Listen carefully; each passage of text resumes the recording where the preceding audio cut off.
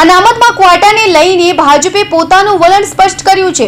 કચ્છના સાંસદ વિનોદ ચાવડાએ આજે દાવો કર્યો હતો કે મીટિંગમાં પ્રધાનમંત્રી મોદીએ તેમને સ્પષ્ટ આશ્ચર્ય કર્યા હતા। અનામતમાં ક્વાટા બાબતે ભાજપ કોઈ વિચાર કરી રહ્યો નથી। આ માત્ર સુપ્રીમ કોર્ટના જજની પેનલનો અભિપ્રાય છે।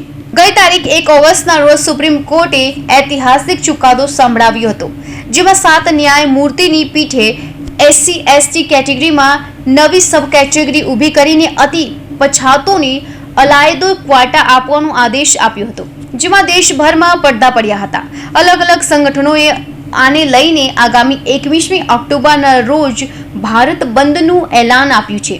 ત્યારે ગુજરાતમાંથી પણ સામાજિક સંસ્થાઓ દ્વારા બંધમાં જોડાવાના સૂર ઉઠાવ્યું છે। જો કોઈ રાજકીય પાર્ટીએ પોતાનું વલણ હજુ સ્પષ્ટ કર્યું નથી। દરમિયાન ભાજપે આ મુદ્દે પોતાનો પત્તા ખોલ્યા છે અને અનામતમાં ક્વાટા લાગુ કરવાના મૂડમાં નથી। જજમેન્ટમાં અનામતમાં પણ અનામત અને ક્રિમિલિયર એ બે મહત્વના મુદ્દા છે આજની તારીખમાં। લગભગ તો આગામી સમયમાં સમગ્ર ગુજરાતમાં અનુસૂચિત જાતિ અને જનજાતિઓની મહાપંચાયતનું આયોજન થશે, ધરણાના કાર્યક્રમો થશે, રેલીના કાર્યક્રમો થશે અને સંમેલનોના પણ કાર્યક્રમો થશે આ જ મુદ્દા ઉપર। આ થાય તો લાંબા ગાળે અનુસૂચિત જાતિઓમાં મોટા પાયા પર એક વિભાજન થાય અને કોઈ પણ જાતિઓનું વિભાજન એ સમગ્ર રીતે દેશનું પણ વિભાજન છે, કારણ કે જાતિવાદનો ખરેખર તો નાશ થવો જોઈએ।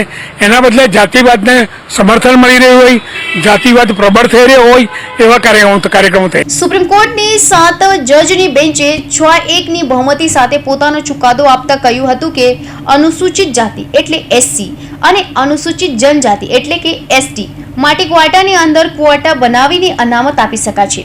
હાલમાં દેશમાં અનુસૂચિત જાતિને 15% અને અનુસૂચિત જનજાતિને 7.5% અનામત મળી છે। સુપ્રીમ કોર્ટના નિર્ણય પછી SC અને ST જાતિઓની આ જો 22.5% અનામતમાં રાજ્ય સરકારે SC અને ST ના નબળા વર્ગો માટે અલગ ક્વોટા નક્કી કરી શકશે।